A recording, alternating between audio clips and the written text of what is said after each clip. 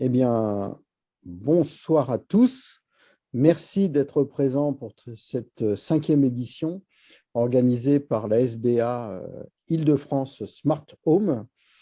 Vous savez que nous avons entrepris depuis fin décembre de présenter deux solutions smart, une ou deux solutions smart. Je dis ça parce qu'aujourd'hui, nous n'en présentons qu'une, afin de confronter les expériences, puisqu'on parle vraiment d'expérience, expérience intégrateur et en même temps retour d'expérience client sur des solutions du marché. Alors, la première session a vu à l'honneur JDOM et Domovea, la solution de Daguerre.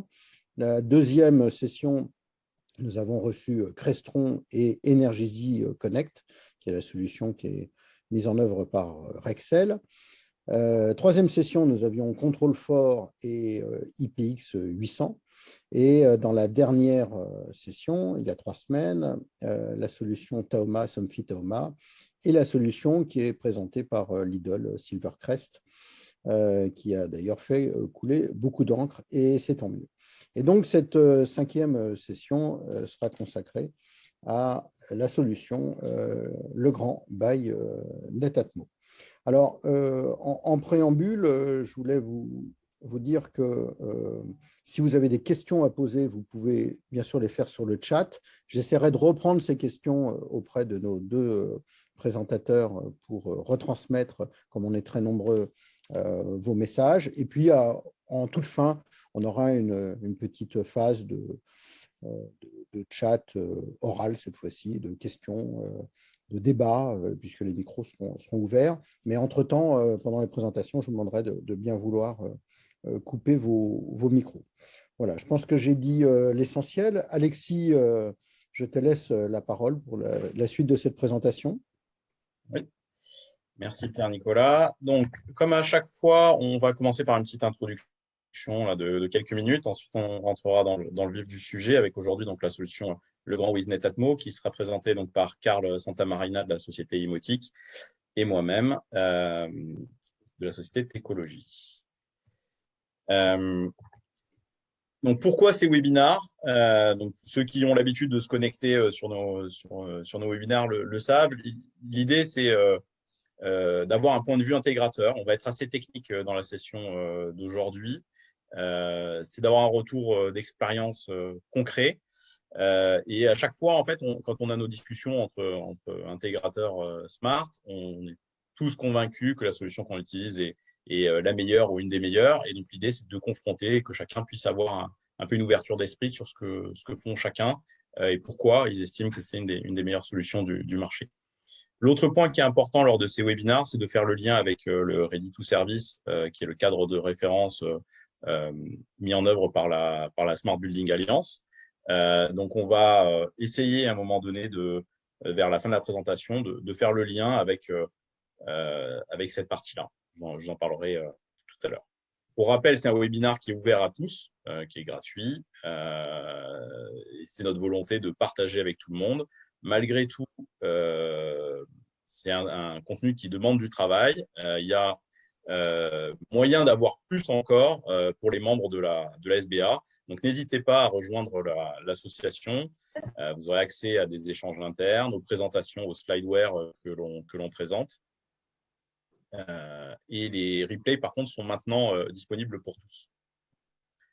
Le lien est présenté là en bas de ce slide-là. On pourra le remettre dans les commentaires tout à l'heure.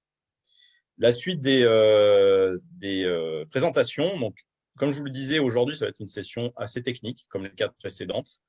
On a prévu une session de synthèse qui aura lieu le 1er avril. Ce n'est pas une blague. Où on va prendre un petit peu de recul. On va être un peu moins technique et plus synthétique. Et ça s'adressera à un public un peu plus large. Ensuite, on fera une session le 27 avril qui sera dédiée à la solution CaliSmart de Connecting Technology. On traitera le même jour la solution Schneider, Weiser. Le 18 mai, on présentera très probablement Fibaro. On cherche encore un intégrateur pour présenter cette solution. Donc, si vous êtes un intégrateur spécialisé sur cette solution, n'hésitez pas à nous faire signe pour qu'on puisse vous intégrer dans le cycle.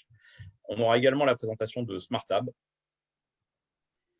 8 juin, on s'attaquera aux assistants vocaux et aux GAFA au sens large, donc avec la solution Apple HomeKit, Google Home et Alexa. Le 29 juin, nous aurons Tidom de Deltador et Basalt Jira. Là aussi, sur Tidom, on est en recherche d'un intégrateur. Donc, si vous êtes spécialiste des solutions Tidom, n'hésitez pas à nous faire un petit signe pour qu'on puisse voir si on peut faire quelque chose ensemble. Tu as raison de le dire, Alexis. On est à la recherche de bonne volonté.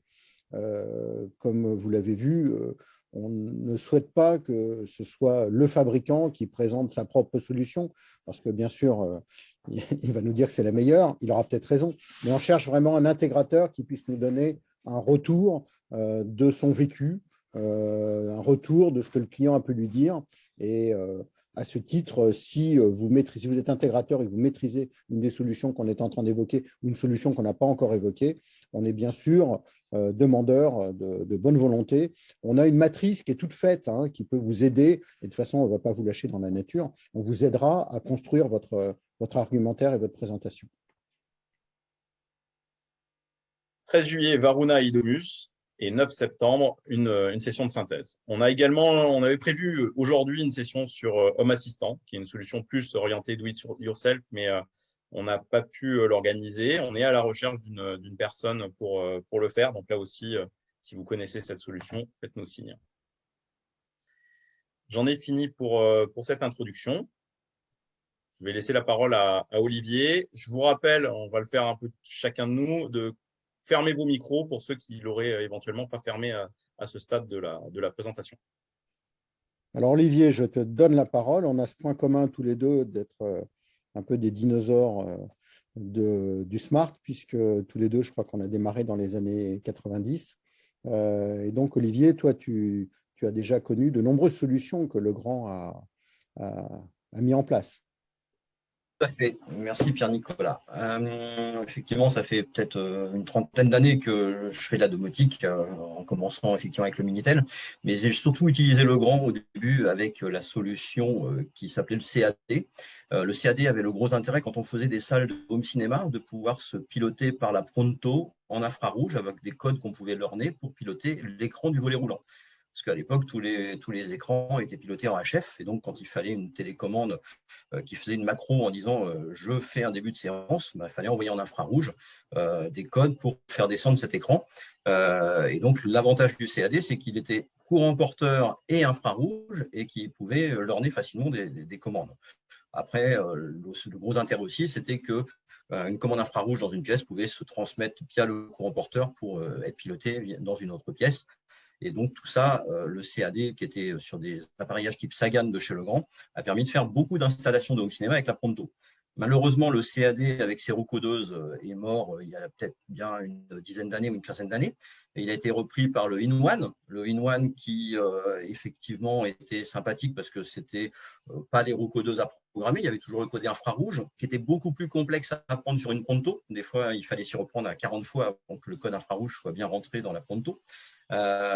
Mais ça avait le gros intérêt, je dirais, de se mettre dans un appareillage de type Legrand qui pouvait aussi piloter d'autres éléments en infrarouge, qui étaient donc des lumières, etc. Et qui est surtout devenu compatible avec un appareil qui s'appelait le Homizi à l'époque. Donc le Homizi était le premier appareil qui se pilotait par le web pour piloter des éléments en courant porteur de chez Legrand. Le gros inconvénient, c'était que le CAD n'était pas compatible avec le In-One. Et donc, des installations qui commençaient à tomber en panne, ça posait des problèmes parce que Legrand disait non, on n'a plus le CAD, il faut passer en In-One. Et donc, des clients qui avaient des installations en CAD devaient tout changer pour mettre en In-One. Et je vais vous y dire maintenant que le In-One n'existe plus. Donc, l'installation que j'ai reprise dernièrement, où il y avait donc du In-One en courant porteur avec un Homizi, il a fallu donc que je mette du Doxy pour pouvoir faire en sorte que le piloter l'ensemble de ces volets. Mais ce n'est plus pilotable en infrarouge. Donc, il y a beaucoup d'inconvénients derrière tout ça. Et j'aimerais, effectivement, par le biais de ce webinaire, par la suite aussi poser des questions techniques sur comment gérer cette compatibilité avec d'autres produits, parce qu'on avait aussi un système d'alarme quand il était en route ont généré des commandes pour faire en sorte qu'on génère une simulation de présence au niveau des volets. Et ben maintenant, avec le Doxy, je ne sais pas comment faire pour faire que mon alarme qui va avoir un contact sec dise à Doxy, génère une simulation de présence sur les volets. Donc voilà, j'espère qu'on va en apprendre beaucoup avec ce webinaire et je vais laisser la parole donc à nos deux protagonistes. Merci Olivier. C'est vrai que quand tu nous parles de programmation par Minitel, on a l'impression de revenir à l'âge de pierre, et pourtant tu parles de solutions qui ont quelquefois 25 ans ou 20 ans. Donc c'est pas si vieux que ça, mais dans le domaine de la technologie, c'est énorme, parce que pour parler de Netatmo en 2 secondes, quand Fred Potter a créé Netatmo en 2011, c'est pas vieux, quoi. Ça fait 10 ans. Et donc, quand on voit le chemin parcouru par Netatmo en 10 ans, c'est énorme. Netatmo a commencé par une station météo. Donc, on se dit quel rapport avec ce qui est fait aujourd'hui, mais c'est énorme parce que c'était déjà un produit extraordinaire. Ensuite, le thermostat. On se dit comment une société comme Netatmo pouvait se mettre à fabriquer un thermostat quand Nest, avec la puissance qu'on connaît de Nest, avait déjà fait ça. Et ben oui, il y a de la place. Ce n'est pas parce qu'une société a créé un produit comme Nest, que nous connaissons, qu'il n'y avait pas la place, et Netatmo l'a prouvé, pour créer eux-mêmes un thermostat. Et puis, bien sûr, la caméra intelligente, et puis tout ce que vous allez nous présenter maintenant. Et donc, Legrand avait pris des parts dans Netatmo il y a quelques années, et aujourd'hui, Netatmo est intégré complètement dans l'univers Legrand, et donc il faut dire bien sûr Legrand with Netatmo et non Legrand by Netatmo, puisque j'ai fait le petit lapsus tout à l'heure. Donc Alexis, je te laisse la parole pour le début de cette présentation. Merci Nicolas et Olivier pour cette introduction. Donc, on va suivre le schéma classique de tous nos webinars. Donc, dans un premier temps, on va prendre des cas concrets d'installations que l'on a menées. Ensuite, Karl détaillera un petit peu la présentation de l'offre produit de cette gamme de produits Legrand with Netatmo. Ensuite, on attaquera la partie mise en service. Comment on fait pour mettre en œuvre cette solution sur le chantier. On abordera la personnalisation de l'interface et l'autonomie de l'utilisateur, pour finir par le lien avec les critères du Ready to Service de la SBA et par une conclusion. Alors, on a choisi pour ce soir 2 cas concrets. Le premier, c'est le cas d'un particulier. Donc, on est sur une installation d'un appartement de 90 mètres carrés, en rénovation légère, pas de gros travaux, pas de passage de câbles, et le souhait d'un client qui demande finalement quelque chose d'assez banal. Il veut pouvoir piloter sa lumière, piloter son chauffage, piloter ses volets roulants qui sont déjà électriques, qui veut pouvoir gérer ça sur son téléphone et sur sa tablette, qui veut pouvoir être alerté par son détecteur de fumée s'il y a un problème, et avoir une petite solution de sécurité avec un peu de vidéosurveillance et un petit peu de détection de présence.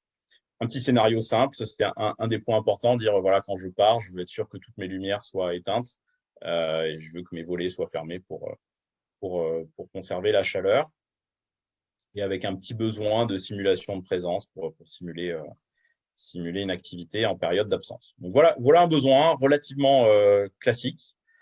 Donc pour répondre à ça, notre étape d'étude, c'est de dire bon, est-ce que avec quelle solution je peux y répondre? Est-ce que je vais pouvoir répondre à l'ensemble des points avec la solution Legrand? Donc la réponse a été oui sur ce cas-là. Donc on a 6 chauffages électriques que l'on pilote via la sortie de câble connecté, donc en fil pilote. On a de l'éclairage avec un mix. Donc il faut bien voir qu'on est sur une installation qui a quelques années. Donc on a pu mettre des interrupteurs sans neutre, parce qu'on n'a pas le neutre à la commande. Donc ça, c'est la chance qu'on a avec cette solution-là, de pouvoir travailler sans neutre. On avait le cas d'un télérupteur à remplacer avec 3 poussoirs qui étaient connectés dessus. Et puis, on avait une installation qui était parfois un peu spéciale, avec des interrupteurs qui pilotaient une prise, qui derrière était raccordé à un interrupteur qui pilotait des appliques, avec des trucs un peu comme on peut avoir dans de l'ancien, avec un peu de bricolage. Et donc, on s'en est sorti avec des interrupteurs sans fil à certains endroits pour faire mieux que ce qui avait été fait avant en termes de dépendance aux contraintes électriques. Également, 7 volets roulants, donc pilotés. On avait la chance d'avoir des volets roulants filaires, donc pas de souci pour les prendre en charge. C'était des volets roulants Somfy un peu anciens, mais pas de souci. Quelques prises connectées, notamment pour piloter des lumières, mais également pour piloter un assistant vocal et pour être sûr qu'à certains moments, l'assistant ne soit pas en mode écoute et ne puisse pas générer des actions involontairement. Sur la partie sécurité, on a mis un détecteur de fumée et sur la partie intrusion, on a l'offre avec la caméra avec reconnaissance faciale, 3 détecteurs d'ouverture de fenêtres et une sirène. L'ensemble est pilotable depuis les 2 applications Legrand, donc Home+ et la partie NetAtmos Security. Et le tout sera, pour l'instant, c'est piloté par la partie Apple HomeKit sur le téléphone, mais à terme, on aura a priori un Echo Show 10 en attente de disponibilité en France, qui devrait arriver prochainement. Donc, pourquoi ce choix-là? Le choix, il a été guidé par, premier critère, le coût. On reviendra dessus un peu plus tard. L'idée, c'était d'avoir quelque chose avec un coût abordable, d'avoir une solution sécurisante pour le client, donc avec une marque reconnue de manière internationale, d'avoir une cohérence avec l'appareillage existant. Le client a fait le choix de remettre au goût du jour ses vieilles prises réseau, ses vieux caches et tout ça, donc avec du Celian. Donc, c'était facile de rester dans cette gamme-là et d'avoir quelque chose de cohérent en termes d'appareillage. Et on est sur une personne qui est de notre génération, qui a l'habitude du connecté, mais qui n'est pas non plus un geek. Et le but, c'était d'avoir une solution qui soit simple à l'usage. Donc, c'est pour cette raison qu'on a fait le choix de la solution Legrand Home+. Les intérêts pour l'intégrateur, donc moi en l'occurrence, avec l'aide de Karl, hein, c'est un projet qu'on traite tous les deux, ça a été d'avoir une solution qui se déploie rapidement. On n'avait pas passé des jours sur le terrain à installer l'ensemble. On a une garantie de qualité avec la partie radio qui est toujours un risque quand on fait de l'intégration domotique, avec la solution en Zigbee de Legrand qui fonctionne, qui est stable. On a c'était une des craintes au départ, c'est toujours compliqué ce point-là. On avait la capacité à couvrir l'ensemble des besoins tout en restant dans l'écosystème Legrand. On traite tous les points. Et on a la possibilité de faire évoluer l'installation avec des fonctions complémentaires. Et l'ensemble compatible avec les assistants vocaux. Donc ça, c'était le premier cas. Le deuxième cas, c'est ce qu'on fait aujourd'hui beaucoup en promotion immobilière. On fait ce qu'il faut voir, alors, en fait, c'est qu'un promoteur immobilier, il a des contraintes fortes, comme tout le monde, mais encore plus fortes vu les volumes qui sont gérés. Sa première contrainte, elle est marketing. Son objectif, c'est de proposer une solution connectée, soit pour se différencier des programmes qui sont dans la même zone que le programme qu'il est en train de mettre en œuvre, soit à minima pour pouvoir cocher la case connectée comme les autres programmes qui sont autour de lui. Donc ça, c'est le premier point, c'est un argument marketing. Il faut pouvoir avoir le petit plus pour vendre quelques logements en plus pour une clientèle particulière. Le deuxième point, c'est un point plutôt sur les risques. C'est ce qu'il veut, c'est pas être embêté. Le connecté pour lui, c'est un pouillème de son projet en termes de montant d'affaires. C'est tout petit, mais par contre, il ne faut pas que ça mette le bazar soit dans les interfaces avec les autres lots, que ce soit le lot électricité ou chauffage. Il faut que ce soit lisse. Il ne faut pas que ça ralentisse le planning de livraison de son programme. Il faut savoir qu'un jour de retard sur un programme, c'est tout de suite des milliers d'euros de coûts derrière. Donc, chaque jour compte. Donc, il faut que ce soit lisse de ce côté-là. Et derrière, il ne veut pas être embêté une fois que le logement est livré. Il passe son temps à gérer des réserves. Il ne faut pas qu'il y en ait en plus sur la partie connectée. Ça, c'est ces 3 points de risque. Et bien entendu, le dernier point, c'est l'aspect financier. Il faut que ce soit une solution à coût maîtrisé. Donc là, on vous a mis 2 exemples de programmes que l'on traite. Il faut savoir qu'on en a chez Techologie, on en a un peu plus de 1000 à faire cette année en solution Legrand. Pas mal de programmes qu'on fait notamment ensemble avec Karl. Pour certains qui sont faits en partenariat avec l'ONO. Ces programmes-là, on vous a mis 2 exemples. Donc, un programme immobilier de 64 logements au Plessis-Robinson. Ce qu'on y fait, c'est la gestion du chauffage, donc avec un thermostat Netatmo qui pilote une chaudière individuelle, le pilotage des volets roulants, l'ensemble des volets roulants du logement, une prise commandée, un scénario je pars, je rentre à l'entrée du logement et la compatibilité avec les assistants vocaux derrière. Un autre programme, là c'est à Nanterre, on fait 78 logements. Là on est sur du chauffage connecté également, mais on est sur du chauffage collectif et donc là on place des vannes connectées sur l'ensemble des radiateurs pour pouvoir faire du pilotage zone par zone. On insiste sur un point en particulier sur ces aspects-là, c'est on vient chez les clients, on pense que c'est vraiment important, on s'est rendu compte lors d'études que si on met du connecté dans l'immobilier, mais qu'on n'accompagne pas les résidents, ce n'est pas utilisé. On a un taux d'usage qui est de l'ordre de 15%. Certains promoteurs font le choix de faire une présentation lors de la première AG où ils expliquent aux gens ce qu'ils peuvent faire avec leur installation connectée. Là encore, ça marche un peu mieux, mais on n'est pas sur des ratios terribles. Nous, ce qu'on propose, c'est une formation. On vient chez le résident, on lui installe l'application sur son téléphone, on le guide, on lui montre comment mettre en place son planning de chauffe, comment utiliser ses équipements, comment créer ses scénarios. Et on pense que c'est vraiment important de faire cette étape-là et de lui paramétrer, par exemple, ses assistants vocaux également. Donc ça, c'est pour les promoteurs. Donc là aussi, les points sont relativement similaires à ceux du particulier, sauf qu'on a le coût de la solution, la stature de Legrand en termes de fabricant international et industriel, la rapidité de mise en œuvre, donc on en a parlé et on en reparlera tout à l'heure sur le fait de ne pas allonger le planning et le fait de ne pas avoir de problématique d'interface avec le plombier parce qu'on se câble comme on aurait câblé un thermostat filaire classique, c'est la même chose. L'interrupteur, c'est le même qu'une version classique et on en reparlera. Donc, il n'y a pas de risque de créer des conflits sur les locaux communs. L'intérêt pour nous, c'est, donc on en a parlé, la mise en œuvre rapide, mais c'est aussi le fait de pouvoir faire évoluer l'installation et de proposer des options supplémentaires par rapport aux packs qui ont été proposés initialement aux promoteurs. Donc voilà un petit medley de 2 cas concrets d'usage que l'on met en œuvre régulièrement sur nos projets. Je te laisse la main, Karl, pour la partie présentation produit. Je rappelle que si vous avez des questions, vous avez le chat intégré à Zoom qui vous permet de poser des questions et je les répertorierai et ensuite je retranscrirai ces questions à nos 2 spécialistes. Karl, c'est à toi. Merci Pierre-Nicolas, merci Alexis pour cette introduction. On s'était vu il y a à peu près 3 semaines, je vous avais présenté Lidl.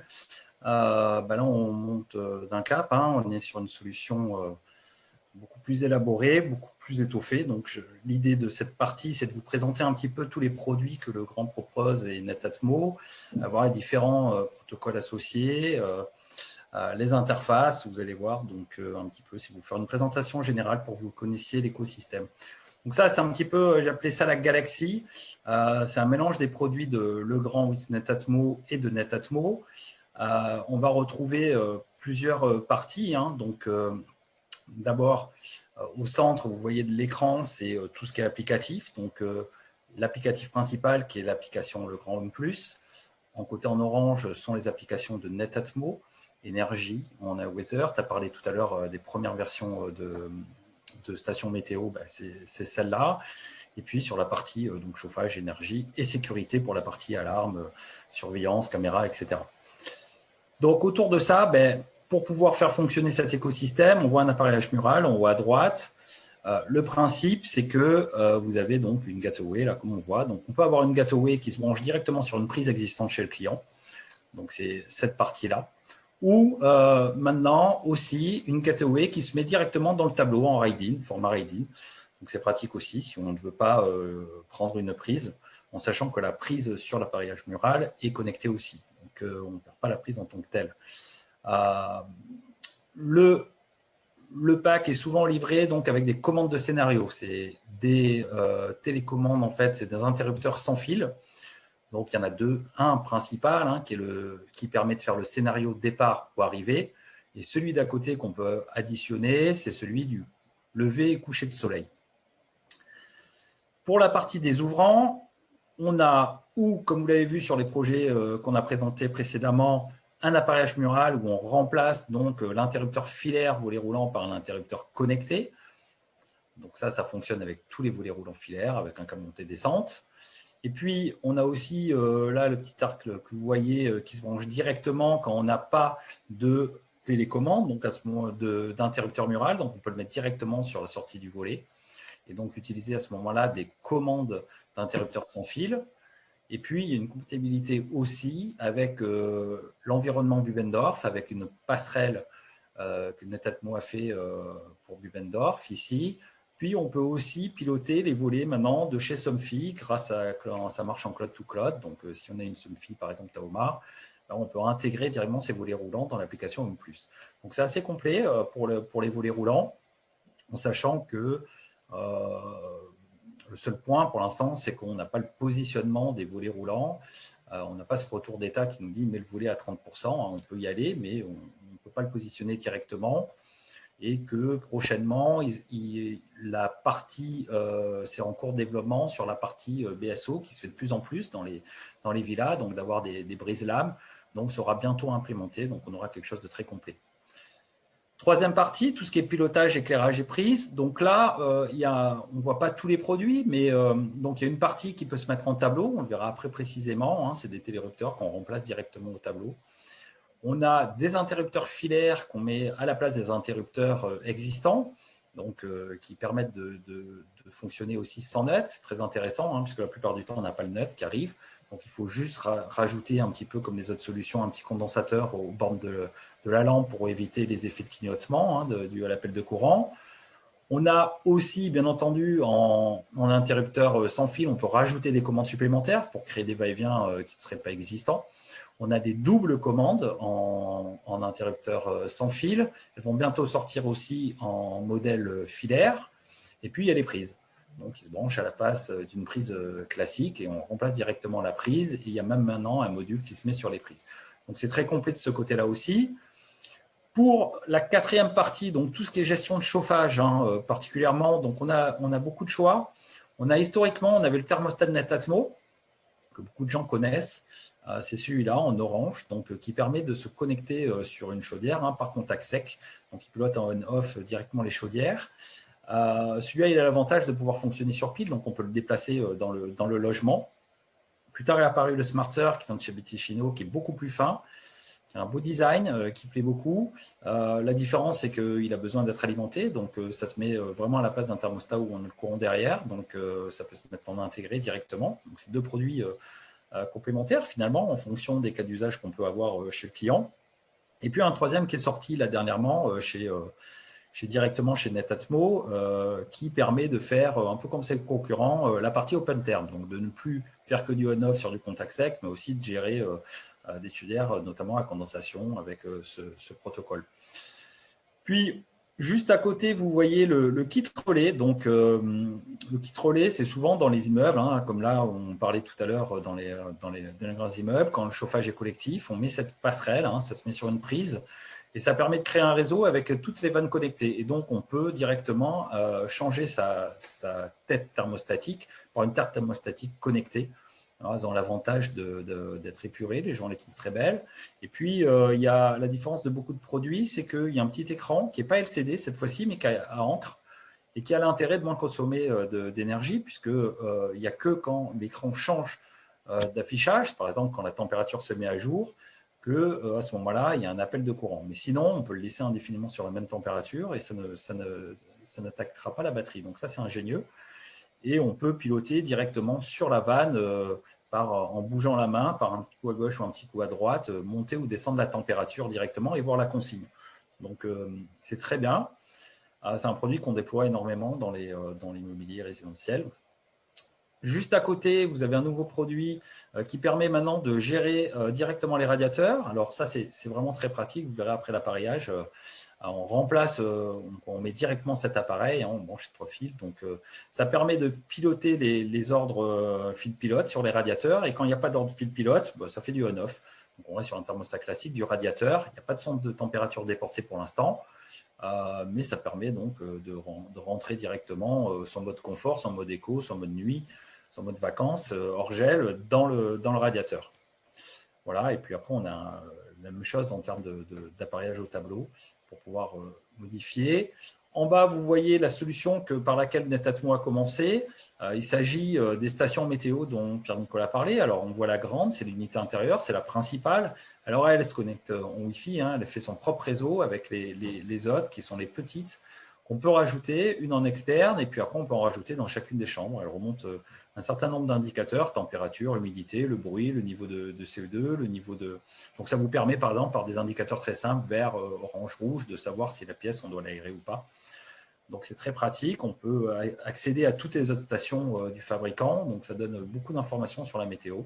On peut la complémenter par un pluviomètre qui nous permet en temps réel de savoir s'il pleut et un anémomètre. Donc, c'est un système assez complet. Et le petit à gauche est le coach qui est un petit peu la même chose, mais qui se vend tout seul, qui permet de mettre une seule station directement et qui est compatible avec HomeKit. 6e partie, on est sur la partie sécurité des biens des personnes. Donc, on a 2 caméras chez Netatmo. Il y a la caméra présence, la noire, qui se branche sur du 230 volts. Elle ne ressemble pas aux autres caméras, donc elle fait office aussi de projecteur LED. Donc, quand on s'approche, on peut déclencher des grosses LED, donc elle fait lampe en même temps. C'est bien dans le cadre des rénovations, parce que souvent, il y a une lampe à l'entrée des logements chez les gens, devant leur patio, et donc on a juste à enlever cette lampe et mettre cette lampe cette caméra lampe en fait à la place, et elle a la particularité de pouvoir détecter des typologies d'événements comme les voitures, les personnes humaines ou des animaux, ce qui permet après de déclencher des scénarios en fonction de ça et d'être alerté aussi en fonction de ces choses-là.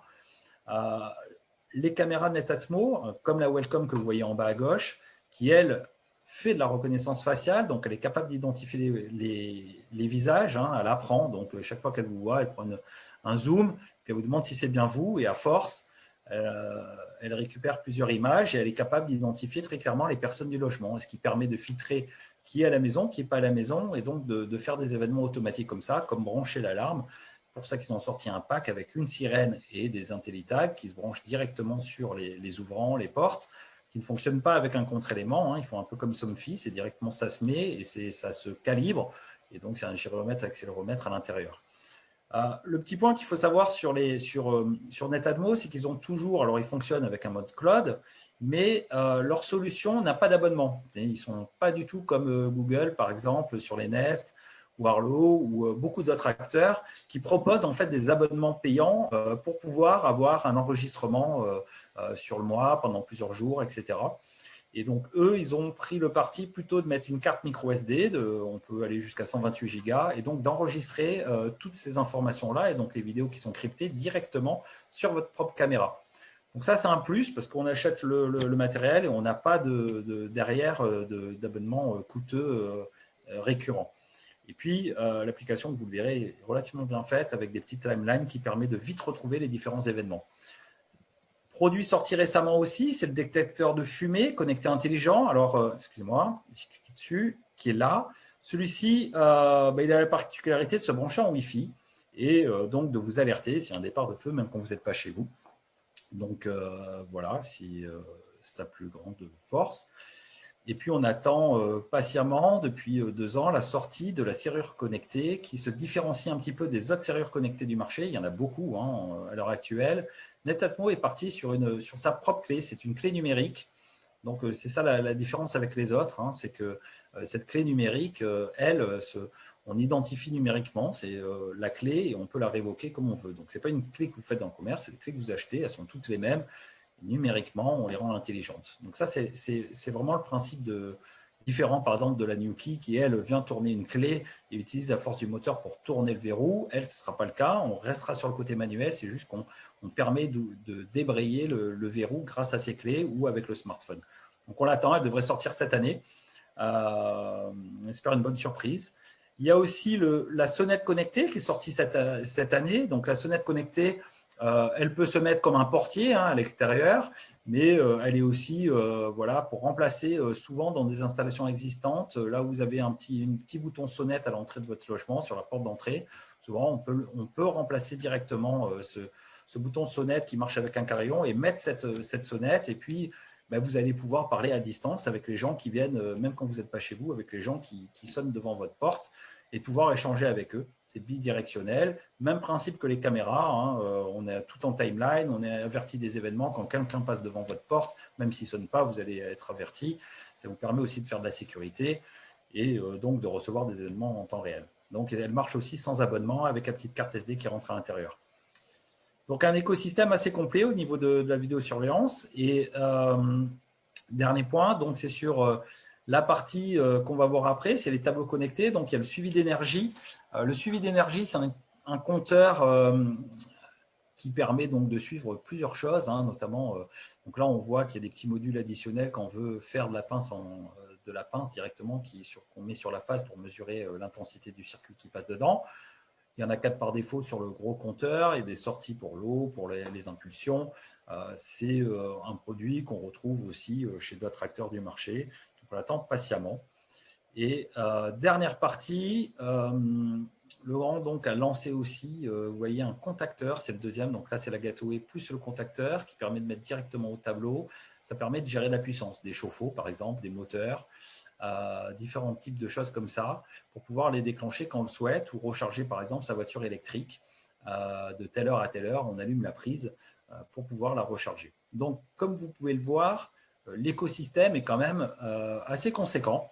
On a vraiment de quoi couvrir un très large scope.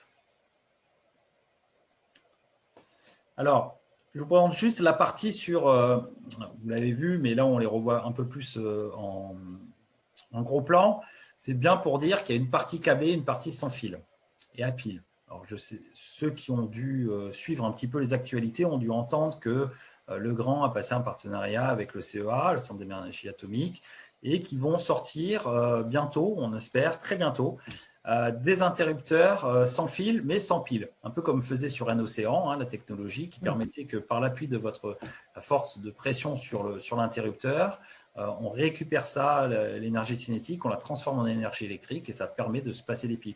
Alors ça, c'est vraiment parfait parce que par exemple pour l'immobilier, quand on déploie 80 appartements, si les personnes à l'intérieur au bout d'un moment oublient de changer les piles, là on n'a plus ça. Donc on se retrouve avec une solution vraiment sur la pérennité qui est bien meilleure. Donc d'un côté, on a l'appareillage qui est filaire et qui remplace quelque chose d'existant. Donc, on enlève simplement l'interrupteur existant et puis on remet un interrupteur connecté à la place. Donc, il n'y a pas de module, ce n'est pas des modules. Il y avait Wally qui avait, chez Fibaro qui avait fait ce genre de système-là.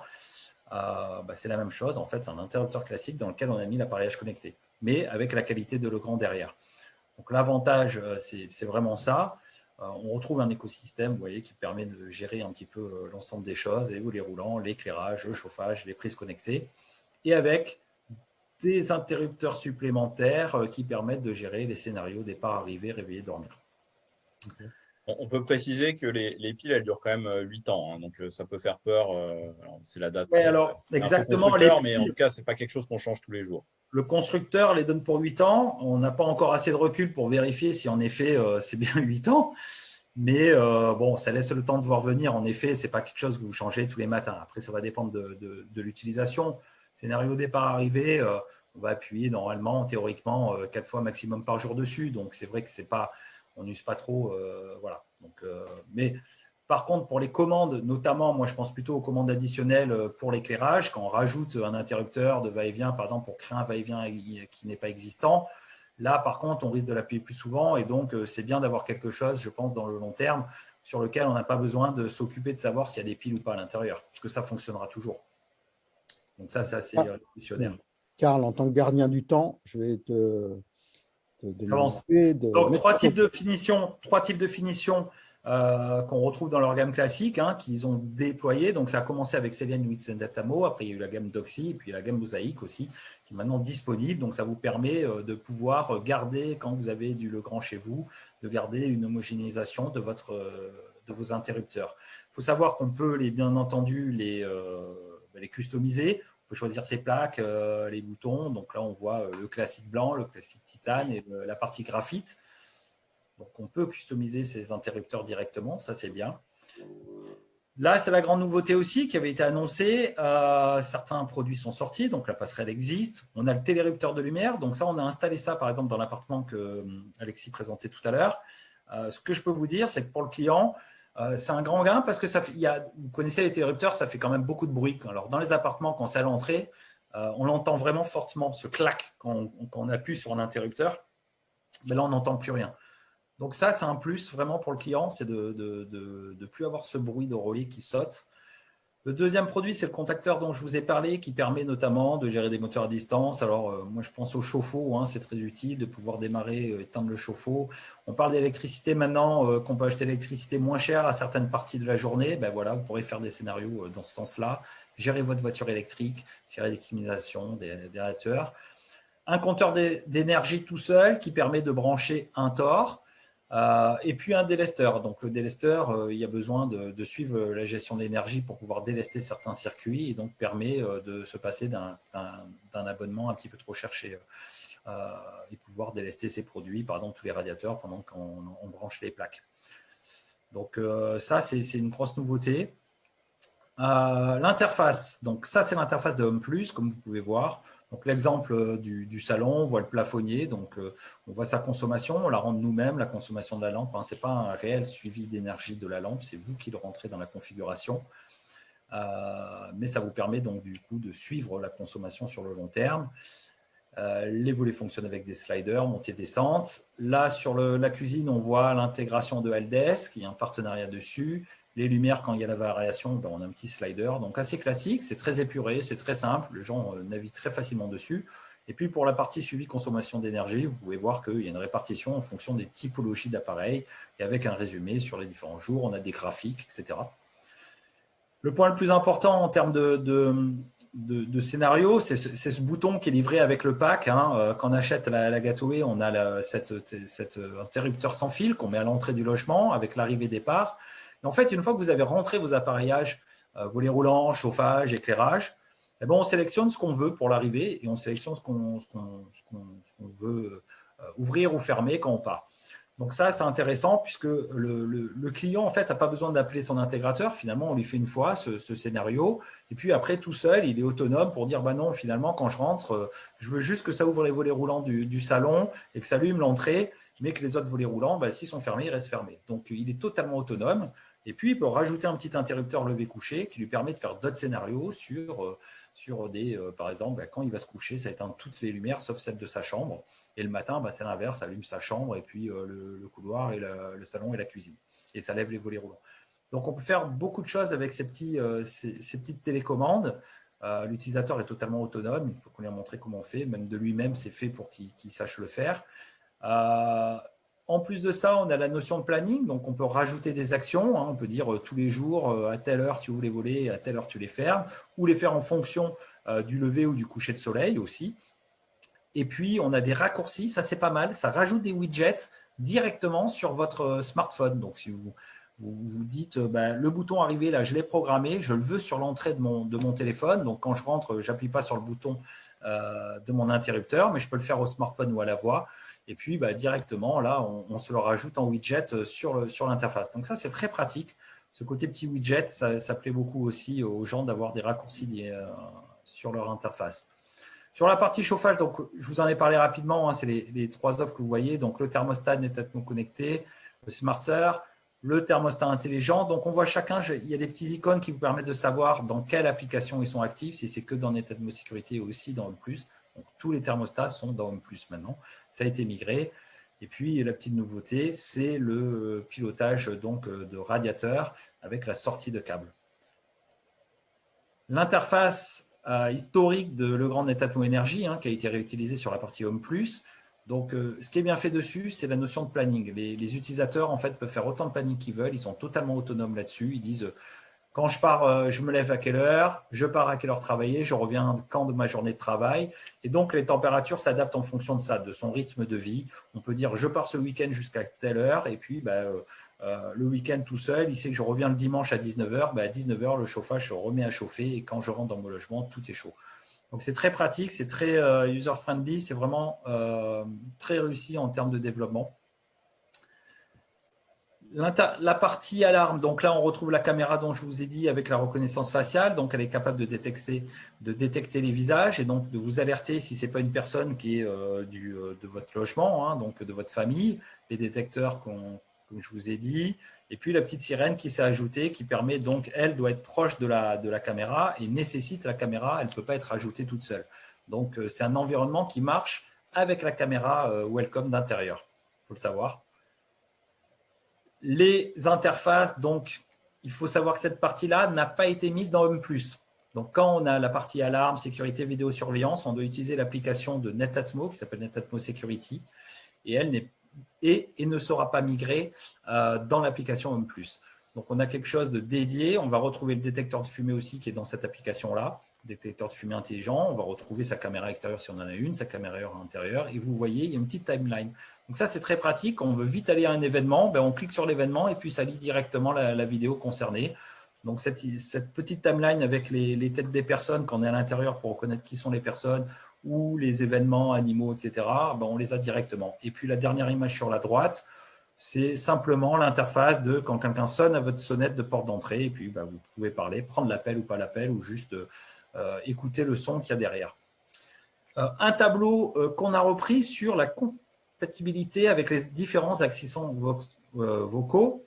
Donc, on retrouve sur la solution de Netatmo with Netatmo, le grand with Netatmo, excusez-moi, on voit que c'est compatible. Donc, dans la grosse majorité, presque toutes les fonctions sont directement intégrées dans les trois assistants. Donc, ça, c'est très bien pour le client parce qu'il n'a plus à choisir, non, ça marche que sur l'un ou sur l'autre. Donc ça, c'est la grande force aussi de cette solution, c'est que c'est directement natif. Donc c'est du cloud, donc c'est natif, vous dites, passe-moi mon chauffage à 22, allume mon salon, éteins toute cette zone. Donc c'est quel que soit l'assistant vocal. C'est parfait. Drivia aussi donc, est déjà compatible sur les trois. Les caméras intelligentes extérieures et intérieures Netatmo, alors c'est c'est pas complètement intégré, hein. C'est sur les trois, mais sur Google, par exemple, Assistant, on n'a pas la vidéo. On ne peut pas avoir la vidéo, il faut aller sur Google Home, et c'est du ATSP. Ça va s'afficher que si on demande le flux, ce n'est pas comme une Google Nest qui va s'afficher, par exemple, sur l'assistant vocal. Donc, il y a des petites notions comme ça à savoir. Les événements ne remontent pas dans les assistants vocaux, mais on peut allumer et éteindre, par exemple, la lumière de l'extérieur sur sa caméra présence. Les détecteurs de fumée intelligents, pour l'instant, ne sont intégrés que sur Apple HomeKit et ne remonte que dans Netatmo Security. Le thermostat intelligent Netatmo sur les trois, les têtes thermostatiques sur les trois, le SmartSir, c'est pareil. Et puis, pour la partie e-diamant, donc c'est le pilotage des volets Bubendorf, c'est que sur Apple HomeKit. La sonnette vidéo, pour l'instant, n'est intégrée que sur HomeKit. Et la station météo Netatmo, qui est historique, n'est toujours pas intégrée sur Google pour les températures et l'humidité. Vous ne pouvez pas les avoir directement. Les petits malins l'utilisent IFTT pour pouvoir le remonter. C'est un petit manque. Donc, il y a des petits trous dans les cases. J'espère que ça va être rapidement comblé par le grand, on n'en doute pas. Je voulais vous parler aussi un peu de l'interopérabilité. Le grand a fait, et Netatmo ont fait de gros efforts de ce côté-là pour proposer des API. Donc, d'abord, ils ont des partenariats dans la première partie. Donc, les partenariats, on en a parlé avec Somfy pour piloter du IO. Donc, on peut piloter les volets roulants en IO ou les Velux. Bubendorf pour les volets roulants de cette marque-là, et puis dernièrement LDS sur les VMC-double flux avec le petit interrupteur sans fil qui va bien. Donc ça, ils ont de plus en plus de partenariats. Et puis à côté de ça, il y a des box qui récupèrent aussi les informations, Energizy Connect qu'on a déjà présenté, la box Key. Et puis on peut développer, en fait, il y a une API chez Legrand. Et puis, vous avez, je vais vous la présenter dans le slide suivant. Il y a presque tout l'univers. Et puis après, on peut passer des partenariats pour être Works with Legrand qui nous permet d'aller plus loin encore et de faire plus de requêtes. Et chez Netatmo, C'est pareil, on peut récupérer ça dans différentes plateformes. On les récupère sur les plateformes comme JDOM, Idomus, un petit peu tout ce qu'on veut. Et on peut récupérer les événements, les actions et directement dedans. Donc là aussi, il y a une API très complète. Toutes ces APIs, par contre, sont cloud, ne sont pas du tout des APIs locales. Donc là, je vous présente vite fait la liste des APIs sur la partie Legrand. Donc on voit que c'est assez complet. On retrouve l'ensemble de Home Plus Control, tout ce qui est Smarter, donc les thermostats, My Home, Home Touch, les doorbells, puisqu'ils vont sortir un nouveau là qui intégrera la puce Zigbee prochainement. Donc, on a quelque chose de très complet. Alors, par contre, c'est limité en nombre de requêtes par jour. On est à 500 requêtes par jour à l'heure actuelle sur la partie Legrand. Donc, après, quand on veut plus, il faut passer un partenariat avec eux sur Work with Legrand. Sur Netatmo, par contre, c'est beaucoup plus ouvert. On est sur 2000 requêtes par heure sur la partie Netatmo. Donc, on peut vraiment l'utiliser complètement dans un système complet et pouvoir remonter, par exemple, toutes les températures des thermostats notamment et des vannes connectées qui génèrent beaucoup d'appels. Donc, ça, c'est un vrai plus. Je vais finir par l'architecture. L'architecture de Legrand, donc, c'est une solution cloud. Donc, Alexis va vous présenter après la mise en service, mais vous verrez. Donc, le principe, comme vous l'avez vu, c'est que ça fonctionne avec une gateway. La gateway se branche à une connexion Internet, donc aussi bien quelque chose en 4G que votre box Internet. Et puis, ça va sur les clouds, donc ou de Legrand ou de Netatmo. Certains ont déjà été unifiés. Les clouds parlent entre eux, comme celui de Somfy avec celui de Legrand. Et puis, vous voyez par contre qu'on a plusieurs passerelles. Donc, pour Bubendorf, c'est une passerelle qui se met sur une prise. Sur Netatmo, c'est pareil. Pour le relais, c'est une prise aussi. Là, ça va être une prise ou au tableau pour la partie home control.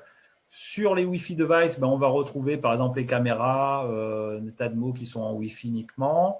On va retrouver la station météo, etc. Et le BLE, c'est pour la première connexion, quand on doit mettre à jour le relais. Et donc après, le but, c'est qu'une fois que vous êtes derrière ça, comme d'habitude, les solutions cloud, ça marche avec les assistants vocaux, les mobiles et différentes applications. Il faut savoir juste, je ne vous ai pas précisé, mais la gateway de chez Home Plus Control permet de piloter 100 devices actuellement, ce qui laisse de quoi faire quand même. On a 100 devices dessus. Bon, je finis juste avec un petit slide sur les prix pour donner des ordres d'idée de grandeur. On avait présenté les prix de Lidl, donc on présente aussi la gamme. Donc, si on veut commencer une solution avec Legrand with Netatmo, le premier kit de démarrage qui est la gateway et l'interrupteur départ-arrivée à 90 €. Et il y en a un autre comme là où vous voyez, où on rajoute une prise plus un autre interrupteur pour faire un va-et-vient et un interrupteur sans fil. Là, on est sur 160 €. Donc, on a quelque chose qui permet de démarrer pour un coût qui est très intéressant. Les prix sont entre 45 et 50 €. Alors, on n'est pas aux 10 € des prises de Lidl, mais on n'est sûrement pas sur la même qualité de condensateur et d'alimentation au sein de leur prise. C'est les qualités de chez Legrand, donc forcément, on ne compare pas les mêmes choses. Les volets roulants sont entre 65 et 70 € en moyenne. Les commandes sans fil additionnelles sont entre 50 et 60 €. Je ne sais pas quels seront les coûts des sans fil sans pile, s'ils seront les mêmes que les commandes sans fil à pile. Sur Netatmo, les thermostats varient entre 160 et 180 pour la gamme traditionnelle contact sec et Smarter. Pour la partie Open Term, il est un peu plus cher, je crois qu'il est plutôt à 250 €. Les vannes en moyenne sont à 80 €. Et la caméra Welcome se trouve à 190 € à peu près. Le pack alarme, les tags plus la sirène est à 350 €. Et la sonnette de chez Netatmo est à 300 €. Voilà, ça vous donne un peu une overview des prix qui sont pratiqués par Legrand sur leur offre. Je vais laisser la main à, si vous n'avez pas de questions, Pierre-Nicolas. Tu n'as pas le micro. Pardon, j'ai coupé mon micro, je le remets. Oui, il y avait quelques questions. On demandait par exemple les widgets dont tu parlais, ils sont disponibles sur iOS comme sur Android. Alors sur Android, j'ai testé, sur iOS, je n'ai pas encore eu l'occasion de tester, mais les gens de Legrand peut-être pourront nous le dire. Je suppose qu'il n'y a pas de raison parce que iOS, dans sa dernière version, permet de mettre des widgets. D'accord. Sur le chat aussi. Je pense que c'est qu'une question de version de iOS. Et puis après, on parlait de Bubendorf, évidemment. Ça ne concerne que les nouveaux produits Bubendorf. Oui, bien sûr, tous les anciens, il faut rester avec encore les KLA 200 là, ou des choses comme ça. Donc, c'est vraiment pour la nouvelle partie, absolument. Et oui. Comme pour Somfy, la compatibilité est sur la partie IO, sur les anciennes fenêtres en RTS, ce n'est pas le cas. Bien sûr. Donc, n'hésitez pas à poser vos questions sur le chat. Et je sais qu'il y a des gens de Netatmo qui sont là, de Legrand, et qui peuvent répondre aux questions qu'on n'aurait pas données. Je vais repasser la main à Alexis qui va nous parler de la mise en service des produits. Donc, la partie rapidement, parce qu'il est déjà à 7h moins 10. OK. Ouais. Alors, donc le premier atout en fait de la solution, c'est la mise en œuvre. On est sur une solution en fait où on est sur de l'appareillage connecté, donc il n'y a pas de micro-module à mettre derrière un interrupteur, comme c'est le cas sur de nombreuses solutions en domotique. On n'est pas sur une solution filaire où il faut un câblage particulier avec un bus. Donc ça veut dire que la gateway, en fait, on prend une prise existante dans l'appartement, on la remplace par sa version connectée. Je vous ai mis en fait des photos de la face avant et la face arrière. Donc, on est sur une prise standard. Je la branche comme une prise et c'est ma gateway qui va servir de contrôleur Zigbee dans mon installation. Une prise connectée, c'est la même chose qu'une prise classique. Je la remplace, même branchement. Un interrupteur de lumière, c'est pareil. Je remplace l'ancien interrupteur par le nouveau. J'ai même la possibilité de le faire sans le neutre, ce qui arrive souvent en rénovation, et ça fonctionne. J'ai même une DCL connectée que je peux proposer. Et ici, je vous ai mis tout à droite la partie fil pilote. Donc, la sortie de câble de mon radiateur, je rentre avec ma phase et mon neutre qui viennent du tableau et je ressors vers mon radiateur avec la phase, le neutre et le fil pilote et c'est branché. Donc, il n'y a aucun travail en plus par rapport à une installation classique. Et donc, c'est ça aussi qui est intéressant, on en parlera tout à l'heure pour la partie promotion immobilière, c'est que toute la partie pose est sans surcoût. Parce que de toute façon, c'est un travail qui aurait été fait par l'électricien au départ. Sur la mise en service des produits. Donc, la première étape, c'est l'appairage. Karl, si tu peux passer au slide d'après, s'il te plaît. Excusez-moi. Donc, l'appairage, très simple aussi. Je demande à ajouter un nouveau produit sur l'interface mobile.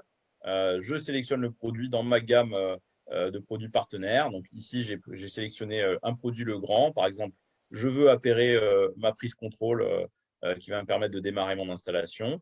J'ai un petit interrupteur de scénario qui va avec. J'appuie sur 2 boutons dessus pour ouvrir la connexion avec la gateway. Et derrière, le téléphone reconnaît la gateway, se connecte dessus, lui envoie sa mise à jour, parce que ça, c'est un point qui est important, c'est qu'il faut que le produit soit sur la dernière version de l'installation. Donc, il récupère la mise à jour, la dernière version du produit, et derrière, la connexion se fait. Tout à droite, je vous ai mis une copie d'écran d'un mode qui est particulier à Legrand pour pouvoir appairer des produits. Donc, je vous ai parlé là de la gateway. Si on veut rajouter, par exemple, un interrupteur de volet roulant ou de volet, il remonte tout seul dans l'application à l'ouverture du réseau Zigbee. Il est automatiquement trouvé, on l'ajoute et c'est fini. Si on veut rajouter une commande sans fil, il suffit de tapoter 3 fois avec la commande sans fil sur l'interrupteur filaire existant et les deux sont associés et on a fait un va-et-vient de cette manière-là. Donc, ça se fait, du moins en théorie, et c'est le slide d'après, de manière très simple et très rapide. Dans la pratique, c'est un petit peu plus compliqué. Il y a encore des petites choses à améliorer, mais la première chose, c'est que, on le voit dans les commentaires, on est obligé d'avoir une connexion Internet. Donc ça, c'est problématique pour ce qu'on déploie en promotion immobilière, parce qu'on arrive sur des chantiers où il n'y a pas de connexion Internet au départ. Donc, on vient avec des routeurs 4G où on fait du partage de connexion. On est sur des logements qui sont maintenant bien isolés, donc les ondes ne passent pas bien, enfin le réseau 4G ne passe pas bien dans les logements. Donc, on a une connexion qui n'est pas terrible. Donc, on ouvre les fenêtres, on met le routeur dehors, on met une antenne dehors pour s'en sortir. Donc, on galère un peu, mais on y arrive. Le deuxième point qui est pénalisant pour nous, c'est que la première étape, c'est la mise à jour de la gateway. Alors, quand on est un particulier, qu'on fait l'installation une fois, on attend 5 minutes que la gateway se mette à jour, ce n'est pas trop grave. Quand on fait 78 logements et qu'à chaque fois, on doit attendre 5 minutes, ça fait plusieurs heures de perdu sur cette étape-là. Donc ça, c'est un sujet de discussion qu'on a avec les équipes de Netatmo, si on ne pourrait pas trouver une solution pour ça, parce que c'est pénalisant pour nous professionnels. Est-ce que tu ne peux pas faire tes mises à jour au bureau avant d'aller sur ton… Alors, on peut faire ça. Le problème, c'est que si tu es par exemple dans le cas des gateways qui sont sur des prises, en fait, c'est l'électricien qui pose la prise dans l'appartement. Donc, il la pose à un moment donné, qui est plusieurs mois avant qu'on intervienne nous. Donc, ce n'est pas un produit qu'on préappare. Par contre, ce que tu dis, on peut le faire sur des kits de vannes connectés, par exemple, où là, c'est nous qui posons les vannes. On peut faire la mise à jour juste avant. Mais on n'est pas à l'abri qu'il y ait une mise à jour qui tombe le jour où on vient faire l'installation. Et donc, on se retape la dernière version. Il faut savoir qu'ils en sont à peu près à la 130e version diffusée. Donc, il y a un cycle de mise à jour qui est très régulier, quoi. Le principe de fonctionnement, je n'en avais pas parlé tout à l'heure, c'est quand on veut appairer les produits, on met sous tension en même temps la gateway et les volets roulants ou les interrupteurs.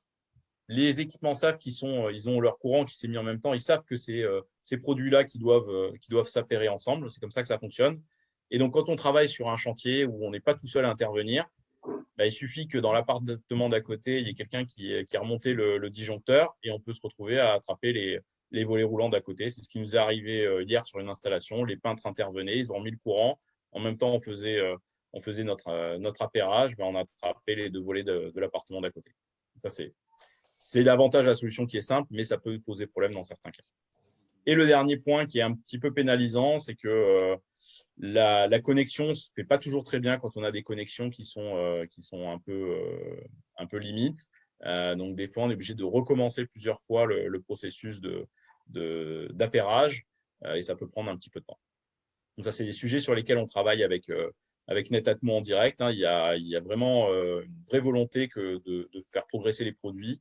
Ils sont venus avec nous sur un chantier sur Chartres l'été dernier. Ils étaient avec nous hier sur un chantier. Donc, il y a vraiment une vraie volonté de faire progresser la solution, une écoute à ce niveau-là.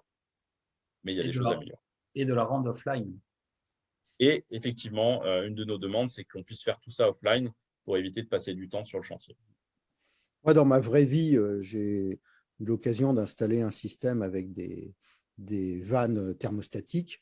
Ce qui s'est passé, c'est que le client ensuite a installé des caches radiateurs et effectivement, la température relevée par la vanne n'était pas la bonne et il n'existe pas de sonde déportée. Donc, obligé malheureusement de démonter toute l'installation et de passer sur d'autres produits que les produits Netatmo et c'était bien dommage. Non, la plupart de ces produits connectés n'ont pas de sonde déportée, à la différence des box où tu peux choisir ta sonde et dire mettre plusieurs, faire des moyennes. En revanche, tu as quand même un offset tu peux aller changer la valeur, c'est-à-dire de la baisser. Mais quand tu es dans un cache radiateur où la différence, elle n'est pas de 10 degrés, elle est 10 degrés, tu ne peux rien faire. Et pas adapté. Et ça existe souvent des cas où on a un cache radiateur. Ça, complètement, ce n'est pas adapté à ce moment-là. Le produit n'est pas fait pour ça. Voilà. C'était une parenthèse. Ce qu'il faut dire, Alexis, pour compléter ce que tu disais par rapport à la partie physique de comment ça se passe, c'est que la gateway, en effet, elle ouvre son réseau. Donc, elle écoute pendant 1 minute les autres parler. Et s'ils sont allumés en même temps dans cette minute-là, il les ajoute à son réseau s'ils ne sont pas déjà dans la gateway. À ce moment-là, la gateway, elle fonctionne en local directement en Zigbee avec le coordinateur, avec ses routeurs. Mais après, elle envoie toutes ces informations dans le cloud. Et nous, avec l'application, quand on fait la configuration, l'application, on se connecte au cloud et non pas à la gateway. Du coup, c'est pour ça qu'on a ces problèmes en fait de mise à jour, parce que des fois, c'est comme chez Somfy d'ailleurs, les appareillages ne redescendent pas directement dans l'application. Il y a un temps de latence, donc il faut attendre. Des fois, il faut fermer l'application, la réouvrir pour voir un peu plus tard les équipements remonter. Donc, ce n'est pas instantané. Alors que si on pouvait se connecter directement à la gateway avec les équipements qui ont été enregistrés, à ce moment-là, on les aurait immédiatement. Donc ça, c'est un process, comme disait Alexis, qui sont en train de travailler pour voir ce qui est possible de faire pour qu'on puisse avoir un accès plutôt direct à la gateway en local au lieu de passer par le cloud lors de la configuration, uniquement lors de la configuration. OK. Alexis, je te laisse poursuivre. Donc, si on fait un petit bilan, je vais essayer d'aller rapidement. Donc, si on prend le cas de l'appartement, en fait, ce qui est intéressant, c'est qu'un appartement complet avec toutes les fonctions qu'on a vues, c'est 2 jours de travail. En jour homme, c'est un petit peu plus, on est plutôt sur 4 jours. Mais on a une journée pour poser tous les produits et on est dans de l'ancien avec des galères qu'on peut avoir sur la découverte de trucs pas toujours catholiques sur l'électricité. Donc, une journée de pause et une journée de mise en service de tous les équipements pour les appairer, paramétrer le téléphone du client, mettre en place le contrôle vocal, le former, faire les scénarios rapidement. Et donc, sur un coût projet qui est de l'ordre de 4 800 €, là où avec des solutions à base de micro-modules, on aurait probablement été de l'ordre de 30 à 40% plus cher. Voilà le bilan sur l'appartement. Si on prend le cas de la promotion immobilière, je vous avais donné donc 2 cas qui ne sont pas tout à fait identiques en termes d'investissement. Globalement, on passe 1 à 2 heures sur la mise en service de ces logements-là. Donc, à la fois pour installer les équipements. Donc, toute la partie pose est déjà faite. Quand on parle par exemple des interrupteurs de volets roulants, ils sont posés par l'électricien. Le contrôleur, il est posé par l'électricien. Par contre, nous, tout ce qui est appairage, tout ce qui est pose des vannes connectées, ça fait partie du travail qu'on réalise. Et après, il y a toute la partie installation des applications sur le téléphone du client, la création du planning de chauffe pour le chauffage, l'intégration avec les assistants vocaux, les scénarios. Et donc, tout ça, c'est à peu près 1 à 2 heures de travail selon les installations. Et donc, c'est quelque chose qui est matériel, pose, tout compris. On est sur des installations entre 400 et 1 000 €. Donc, on est sur des budgets serrés pour la promotion immobilière. Je te laisse la main, Karl, sur cette partie-là. Oui, sur le… Ah non, c'était moi, pardon. Tu voulais le faire, non, c'était moi. Donc, sur la partie, sur la personnalisation, Vous fâchez pas. on a très peu de… Restez amis. On a très peu d'éléments de personnalisation. L'interface est vraiment faite pour être cadrée, que ce soit toujours la même. On guide l'utilisateur, elle est ergonomique, mais par contre, à part renommer les pièces et les équipements, on ne peut pas sortir de ce qui est prévu.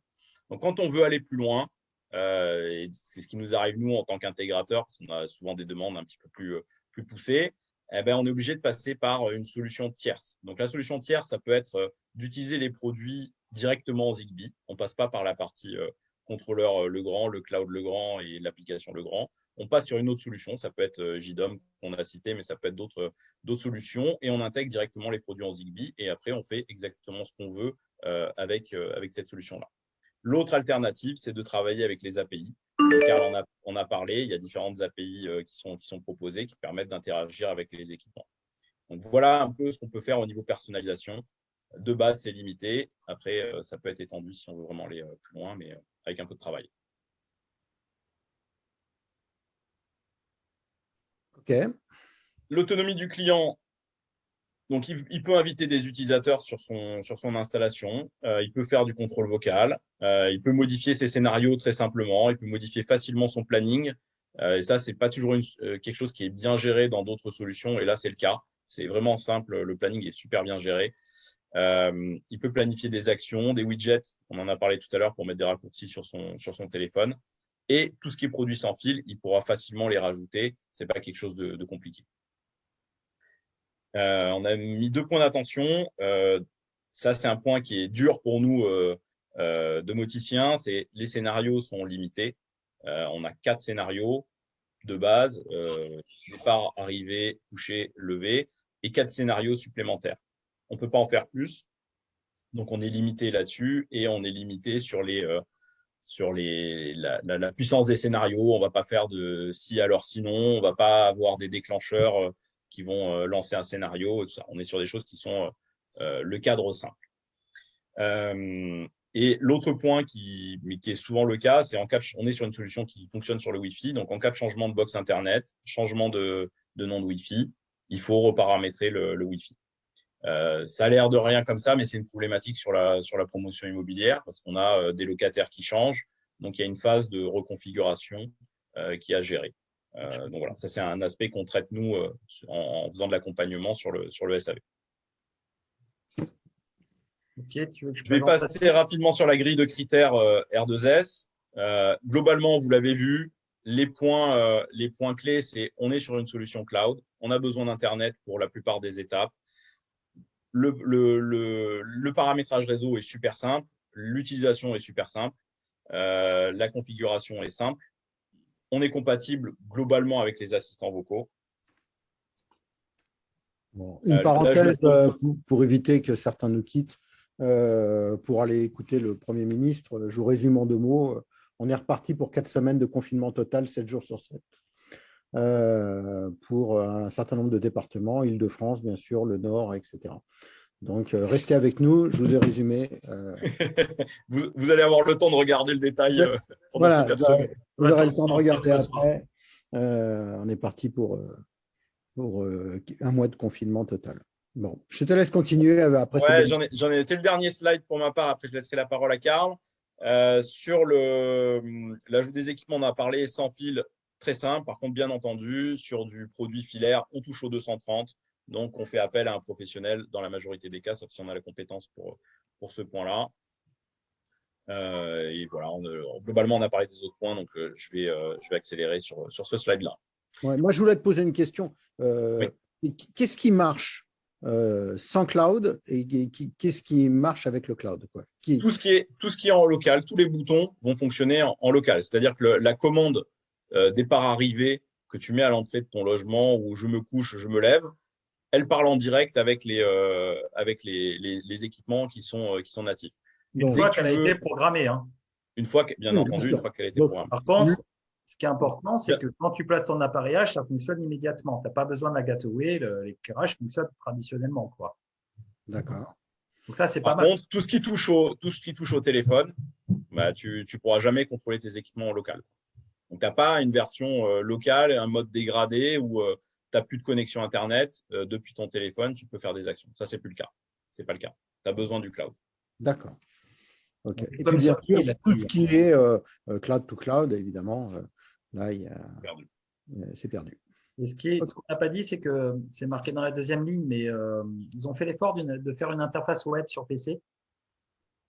Donc, on peut piloter autrement que sur les deux applications d'iOS et d'Android. On peut piloter ça en version web aussi. D'accord.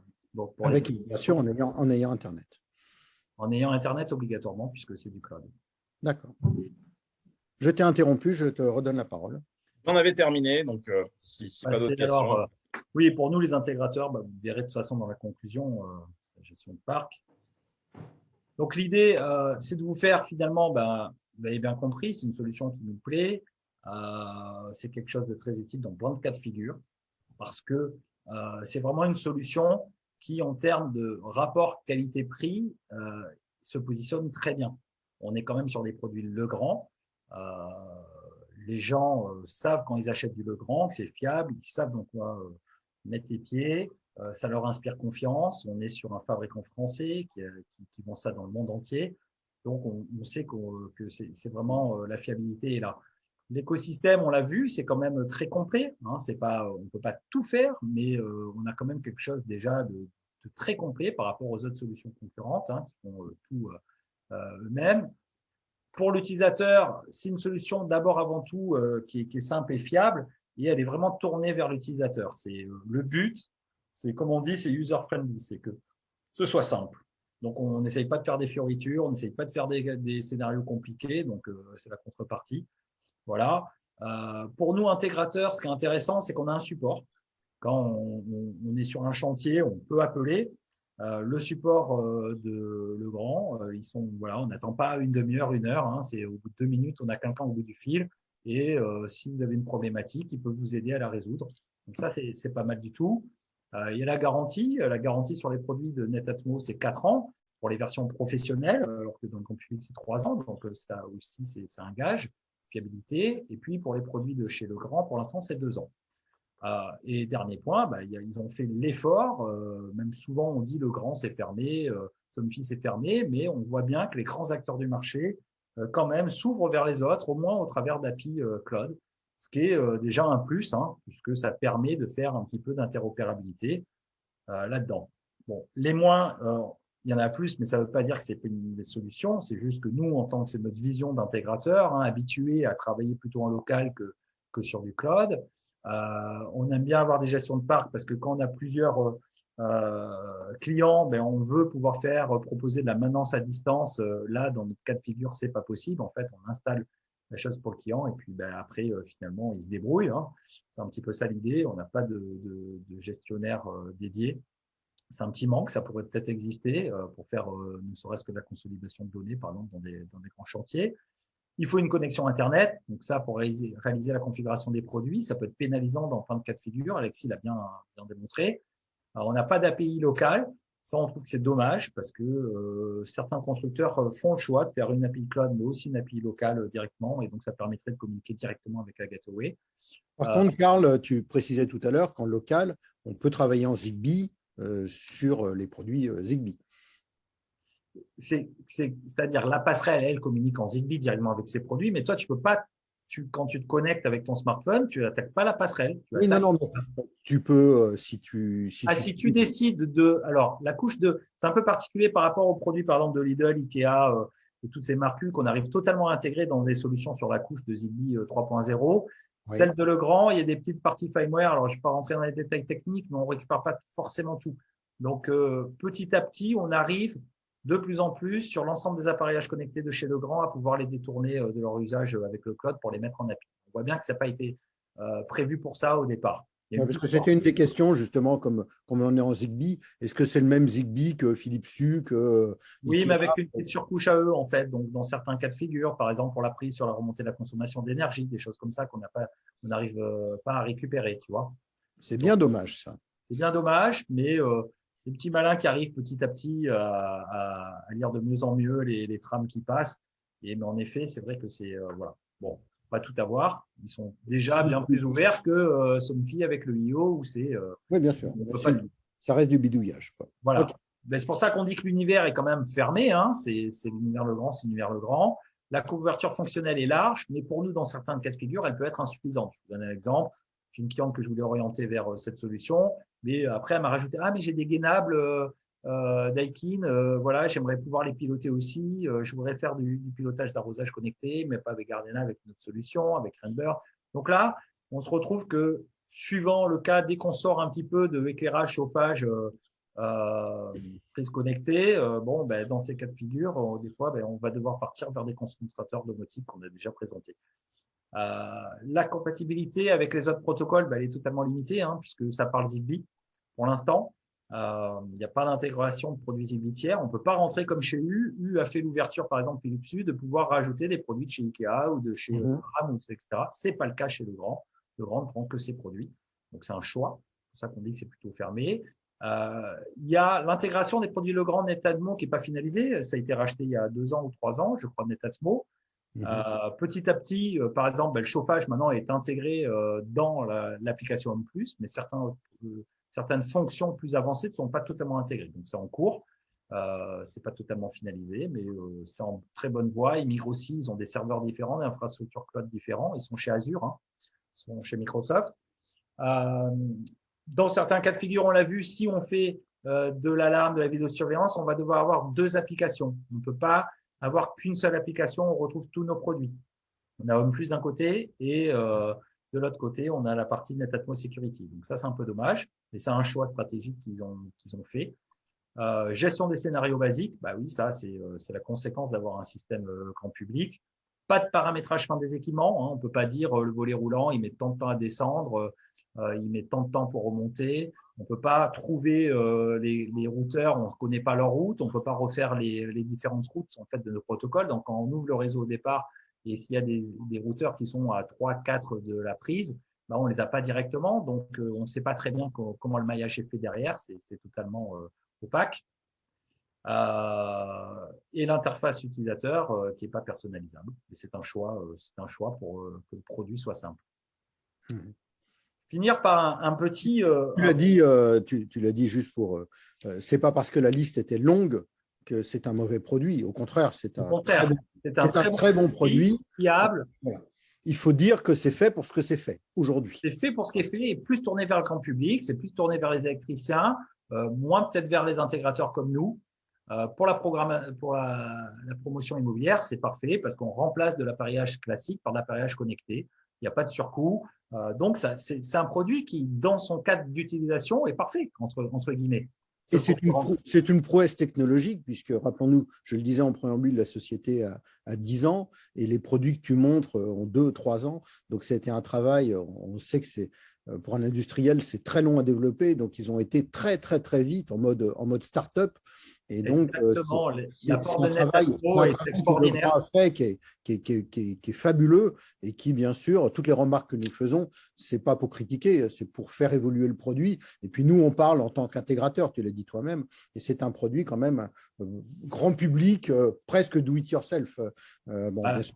Complètement, mais sans mettre les mains dans le cambouis. Voilà, et on touche à l'électricité. Tu dois faire des lignes de code, des choses. Donc, c'est vraiment c'est plug and play. Hein, c'est plug and play, user-friendly. C'est vraiment top. Ce petit diagramme qu'on vous a mis, on l'a fait avec Alexis. On a eu un programme immobilier où on a fait de l'assistance à la maîtrise d'ouvrage Smart, sur lequel on devait comparer les différentes solutions pour 350 logements. En fait, donc, on a comparé des solutions filaires en KNX, des solutions avec des box type JDOM, Idomus, choses comme ça, mais aussi des appareillages connectés, la solution de Legrand, mais aussi la solution de Weezer de chez Schneider qu'on présentera le 27 avril. Les axes qu'on a mis là, c'est les axes de la notation de l'époque par rapport à la sortie du produit qui était sur le cadre de la Suisse. La Suisse est différent. C'est pas Celian, c'est pas Mosaic, c'est Arteor. Ils ont un autre type d'appareillage, c'est pas Europe. Donc, les certifications ne sont pas les mêmes. Et du coup, les produits arrivent seulement cette année, vont être mis en service là dans les 3 semaines, qui lancent totalement la gamme. Donc, de ce fait-là, on a noté un petit peu différemment que nous, avec le recul qu'on a sur les 3 ans de déploiement de cette solution, le grand Witnet Atmo. Donc, on peut voir qu'on note différents axes. La pérennité, on a mis 3. On peut se dire pourquoi. C'est lié au fait au cloud, tout simplement. C'est-à-dire, comme c'est pas local, si Netatmo décide à un moment donné de couper Netatmo Legrand de couper ses serveurs, à un moment donné, vous ne pourrez plus faire évoluer votre installation, vous resterez qu'en local et vous ne pourrez plus utiliser la solution. Donc, c'est un risque. Voilà, nous, on dit à nos clients, ça peut être un risque. Ce n'est pas ce que souhaite faire Legrand. Ils investissent fortement dans cette partie-là. C'est générateur de revenus financiers. Donc, ils vont pousser au maximum. Et vous savez qu'il y a Chip qui arrive. Le Zigbee, ça sera plus du Zigbee, ça sera Chip. Hein, ça utilise un peu les mêmes protocoles, mais sur IP. On va plus loin. Donc, rien nous dit que dans 2, 3, 5 ans, 10 ans, les serveurs ne soient plus là. Donc, voilà pourquoi on met 3 en pérennité. La sécurité, c'est parce que c'est du cloud. On maîtrise moins que ce qui est en local, qui est totalement fermé, qui n'est pas ouvert vers l'extérieur. La fiabilité, c'est la même chose parce que c'est des produits récents. Sur certains, de la carte SD, des choses comme ça, comme sur les caméras. Donc, on n'est pas sur du filaire. Donc, on note ça. Il faut comprendre que c'est des solutions filaires. Simplicité, 5 sur 5.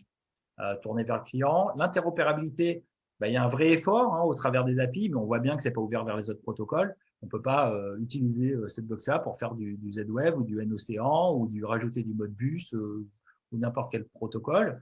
Ce n'est pas du tout le cas. Piloter du KNX, encore moins. L'évolutivité, on est quand même limité dans finalement ce que propose Legrand, puisqu'il ne s'ouvre pas aux autres pour pouvoir ajouter des produits Zigbee qui ne seraient pas Legrand. Donc, l'évolutivité, elle est liée uniquement à leur volonté de proposer d'autres produits. La tarification est très bonne par rapport à la qualité des produits. Et on peut dire que c'est très innovant parce qu'ils ont vraiment apporté un produit qui n'existait pas, de pouvoir remplacer un appareillage par un autre directement avec les mêmes connexions. C'est quand même génial. Donc, voilà pourquoi il y a ce diagramme, ça s'explique comme ça. Donc, pour nous, la solution Legrand, on le met là, c'est vraiment une solution sécurisante pour l'intégrateur, mais aussi pour le client. Pour le client, c'est la notoriété de la marque. Et pour l'intégrateur, c'est qu'on déploie très rapidement. On a quand même une offre qui est suffisamment large pour répondre à 90% des besoins. La plupart du temps, ça répond. Et à un coût attractif. Et en ce moment, les gens veulent aussi faire du smart, mais pas forcément sans se ruiner. Donc, ça rentre en condition, c'est d'être capable d'avoir des produits de qualité et en même temps qui sont pas exorbitants en termes de tarification. Par contre, comme on vous l'a dit, quand on veut de la forte personnalisation, toutes ces choses-là, oui, dans ces cas de figure-là, on va peut-être partir sur d'autres types de solutions, du KNX, ce que vous voulez. Il y en a des tas de solutions, des concentrateurs domotiques. On en a déjà présenté un certain nombre. Voilà, ça ne répond pas. Il y a le multimédia, il n'y a pas d'audio. C'est la 9e solution que nous présentons. Exactement. Donc, voilà pour la présentation. On était très content de travailler avec les équipes aussi de Legrand sur ce sujet. Alexis, Karl, bravo, parce que je vous retranscris ce que je lis sur le chat. Je crois que ça a beaucoup plu. C'était très complet, c'était très objectif. Je pense que vous avez été partiaux dans dans ce que vous avez présenté. Quelques questions très vite parce qu'on va rendre l'antenne, comme l'on dit. Je voulais savoir, pour la variation, on sait que c'est quelque chose qui est compliqué. Est-ce que tous les types de LED sont pris en charge par les variateurs qu'on peut mettre je parle des interrupteurs variateurs. Moi, je n'ai pas suffisamment de recul pour répondre à ta question, Pierre-Nicolas. Pour l'instant, sur les installations que j'ai faites, je n'ai pas eu de soucis, mais voilà, c'est pas un sujet simple. Donc, Moi, je peux répondre sur certains cas de figure que j'ai pu voir au travers des forums. Certains types de lumière ne fonctionnent pas et scintillent. Alors déjà, il faut savoir que si on a le neutre, ça améliore énormément les choses.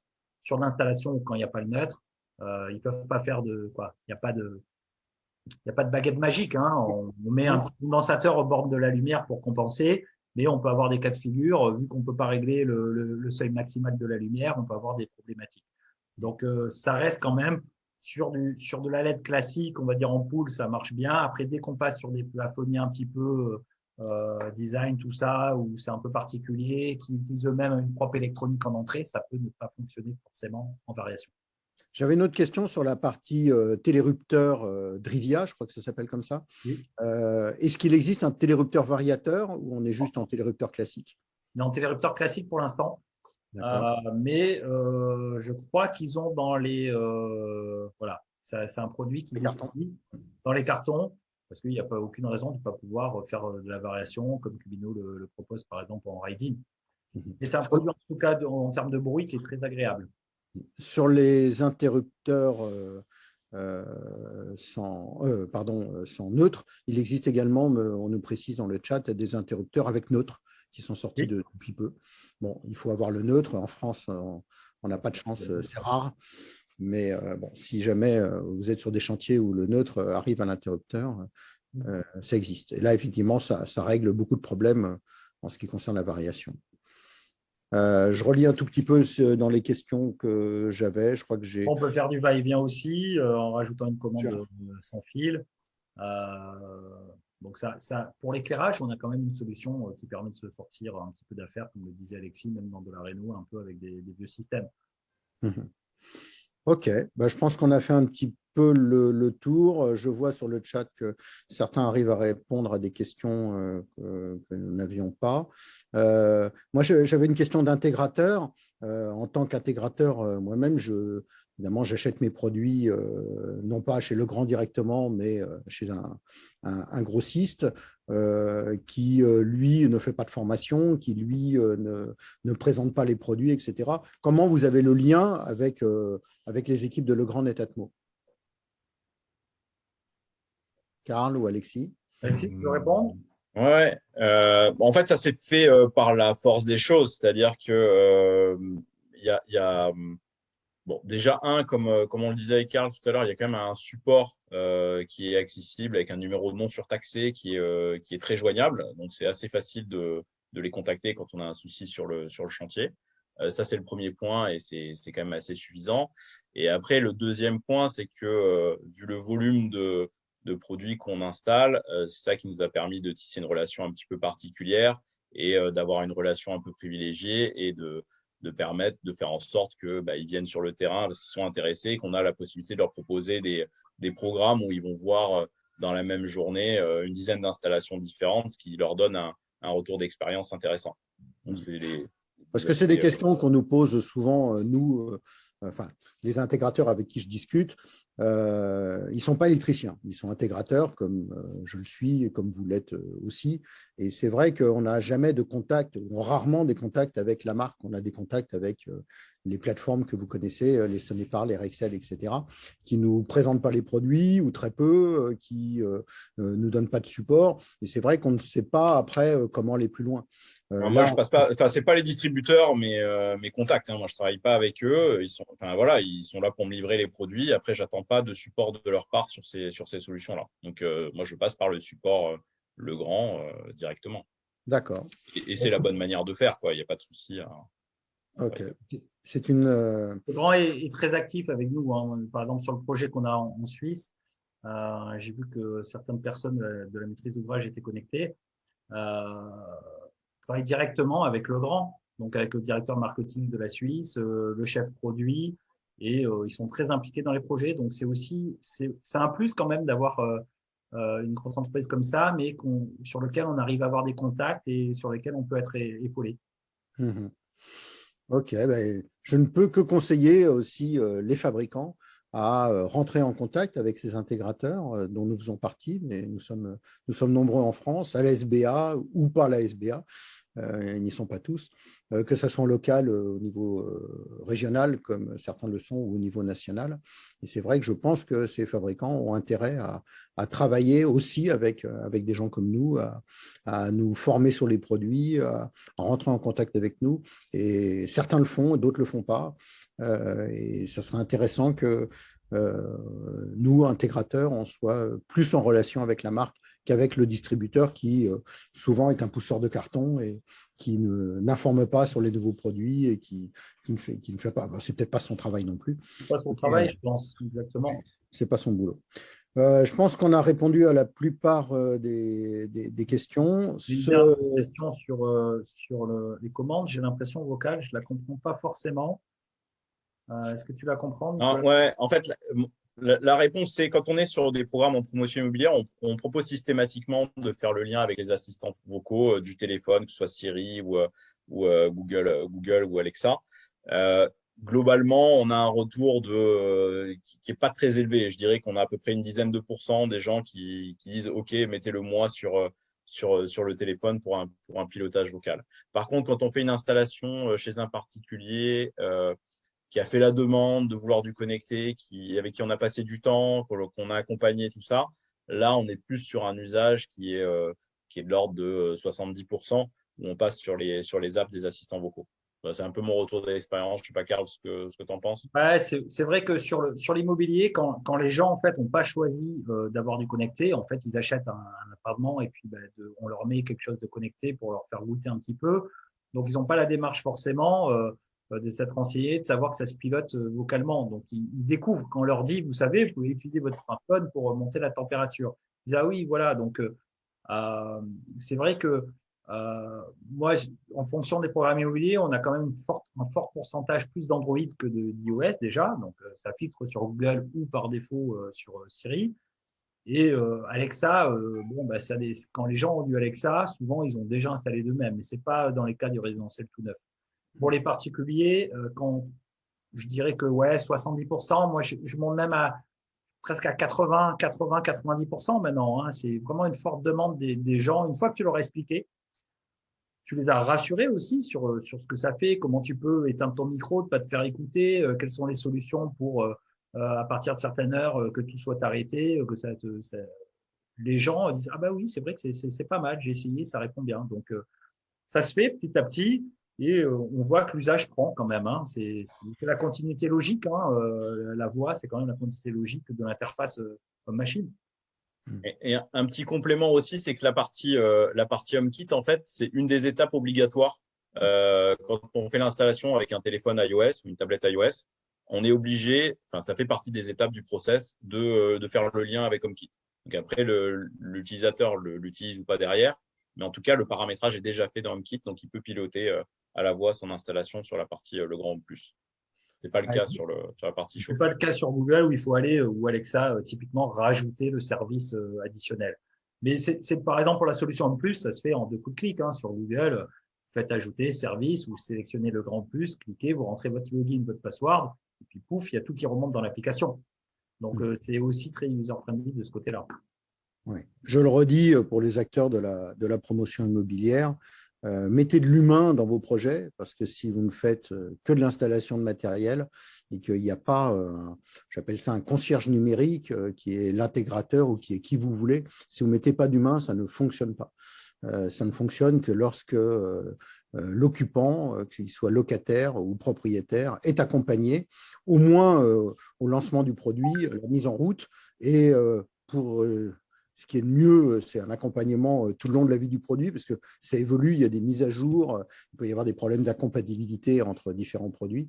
Donc, je le redis, mettez de l'humain, ça coûte de l'argent, effectivement, mais si vous ne mettez pas d'humain, ça ne fonctionne pas. On le vit depuis 10 ans, voire plus, dans toutes les installations et tous les projets qu'on peut mener.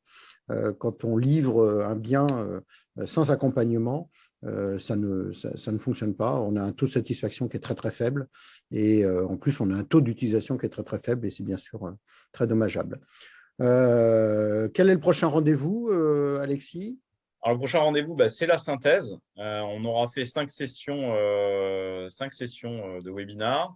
Donc, on aura une synthèse qui est prévue pour le 1er avril, et sur laquelle on va prendre un petit peu d'auteur. On va pas rentrer dans le détail technique du Zigbee, de l'API machin bidule qui fait le lien. On va essayer d'avoir une vision un peu synthétique sur les 9 solutions qui ont été présentées depuis l'année dernière.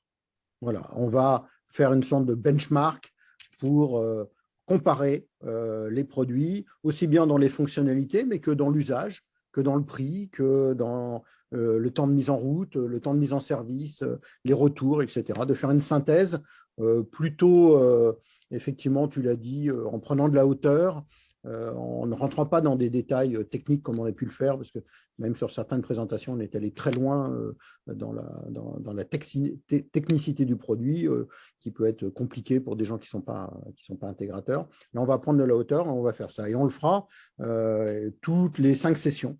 Donc entre 9 et 10 produits qui seront benchmarkés. Et on regardera effectivement par rapport à ce label R2S et par rapport au R2S Connect également, si on valide les critères ou pas, ou si on en est très loin, etc.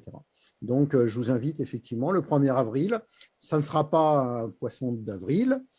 On sera confiné, donc vous serez chez vous. Ça sera cool.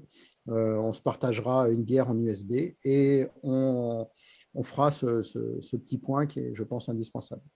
Alexis, Karl, rien à ajouter? Bon, très bien. Et puis, donc cette présentation. Et puis le 17, on donnera la main. On fera un petit intermédiaire avant la suite pour donner la main aussi à quelques fabricants pour pouvoir venir nous faire très rapidement une présentation sur leur offre. Donc, voilà. Ça sera un petit peu à part de ce qu'on fait nous, où on a un avis d'intégrateur sur les solutions. Voilà. Pour terminer, si vous n'êtes pas encore à la SBA, je ne comprends pas. Je ne comprends pas. Il y a un problème. Il faut que vous nous rejoigniez. Si vous n'avez pas un budget énorme, si vous êtes un intégrateur ou si vous ne voulez pas consacrer, on a des offres d'adhésion au niveau régional. Vous voyez, ici, bien sûr, on rayonne au-delà de la région Île-de-France, mais certains intégrateurs sont uniquement sur la SBA Île-de-France. Mais donc, voilà, vous pouvez adhérer au niveau national et comme au niveau régional. Rejoignez-nous, plus on sera nombreux, plus on pourra échanger, comme on le fait là, et plus on pourra promouvoir le métier du smart, qui est un métier nouveau, où il y a beaucoup à gagner. Je ne vois pas de logement demain construit sans smart. En tout cas, moi, je n'y habiterai pas. Donc, rejoignez la SBA et continuez à promouvoir notre beau métier. Je vous remercie à tous. Pour ceux qui sont en Île-de-France, bon confinement pour le mois qui vient. Et puis, je vous donne rendez-vous donc le 1er avril pour cette première synthèse. À bientôt. Merci.